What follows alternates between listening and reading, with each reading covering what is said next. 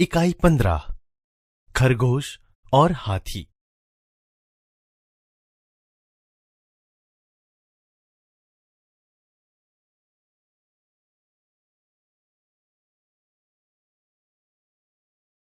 इकाई को सुनिए।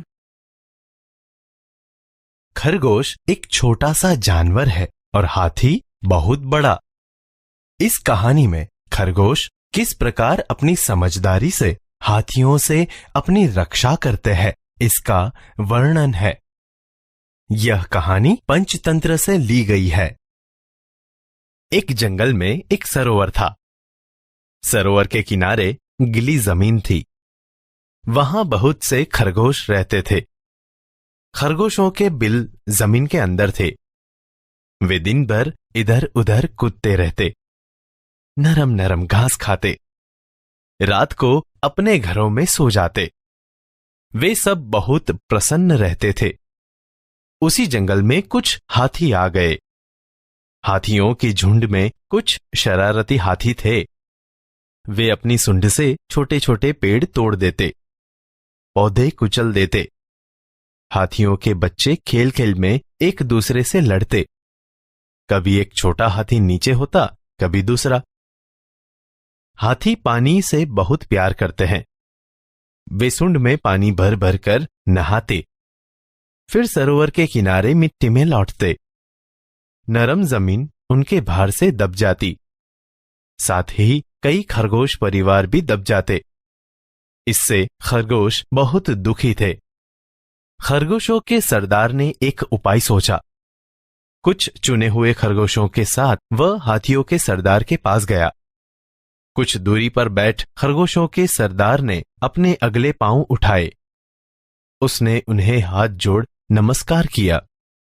हाथी ने सूंड उठाकर नमस्कार का उत्तर दिया। खरगोश सरदार बोला, हम चांद के भांजे हैं। चांद में आप हमारे भाई बंधुओं को देख सकते हैं। हमारे कुछ भाई धरती पर रहने आए हैं। मामा रोज सरोवर में आते हैं हमसे मिलने। वे आपसे नाराज है। हाथी बोला, क्या, क्यों नाराज है? हमने क्या किया है? खरगोश बोला, सरोवर के समीप नरम मिट्टी में सुराख कर हमने अपने घर बनाए हैं। आपके आने से सुराख दब गए, जिससे चंदा मामा के बहुत से भांजे दब गए। इसीलिए वे आपसे बहुत नाराज है। खरगोश आगे बोला, वे रात को सरोवर में आएंगे और उन्हें यह देखकर अच्छा नहीं लगेगा। रात हुई, पूर्णमासी का चांद निकला। हवा तेज थी। सरोवर में हल्की हल्की लहरें उठ रही थी। चांद लहरों के साथ साथ ऊपर नीचे हो रहा था। हाथी और खरगोश वहां पहुंच गए। खरगोश बोला, देखिए महाराज, चंदा मामा गुस्से से कांप रहे हैं। आप जल्दी यहां से दूर चले जाएं।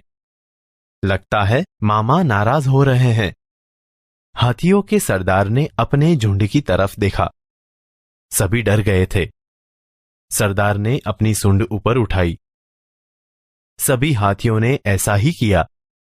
अब सरदार बोला, चमकते हुए चांद को हमारा नमस्कार। हम अपनी गलती मानते हुए आपसे क्षमा मांगते हैं। आप हमें क्षमा करें। हम अभी दूसरे जंगल में चले जाते हैं। अब ऐसा काम नहीं करेंगे जिससे दूसरों को तकलीफ हो।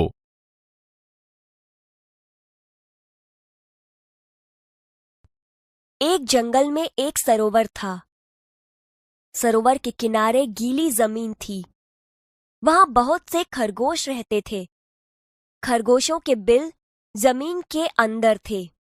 वे दिन भर इधर उधर कूदते रहते, नरम नरम घास खाते, रात को अपने घरों में सो जाते। वे सब बहुत प्रसन्न रहते थे। उसी जंगल में कुछ हाथी आ गए। हाथियों के झुंड में कुछ शरारती हाथी थे। वे अपनी सूंड से छोटे छोटे पेड़ तोड़ देते, पौधे कुचल देते। हाथियों के बच्चे खेल खेल में एक दूसरे से लड़ते। कभी एक छोटा हाथी नीचे होता, कभी दूसरा। हाथी पानी से बहुत प्यार करते हैं। वे सूंड में पानी भर भर कर नहाते। फिर सरोवर के किनारे मिट्टी में लौटते। नरम जमीन उनके भार से दब जाती।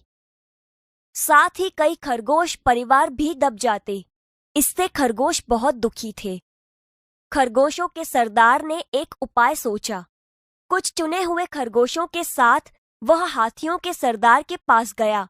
कुछ दूरी पर बैठ खरगोशों के सरदार ने अपने अगले पांव उठाए। उसने उन्हें हाथ जोड़कर नमस्कार किया। हाथी ने सूंड उठाकर नमस्कार का उत्तर दिया। हम चांद के भांजे हैं।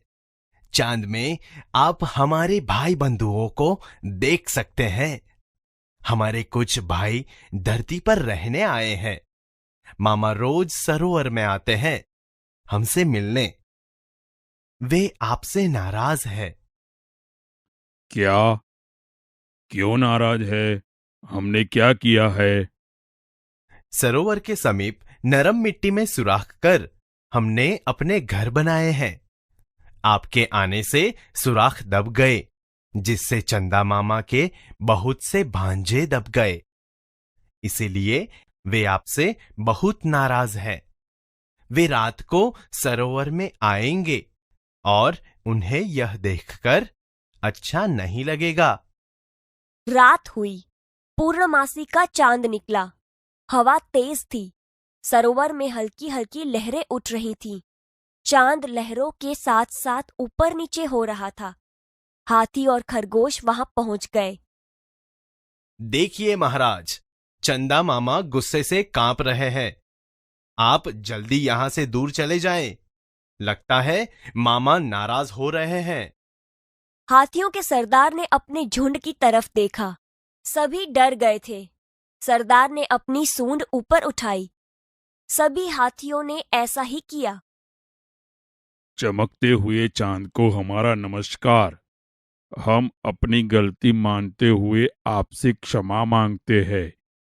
आप हमें क्षमा करें। हम अभी दूसरे जंगल में चले जाते हैं। अब ऐसा काम नहीं करेंगे जिससे दूसरों को तकलीफ हो।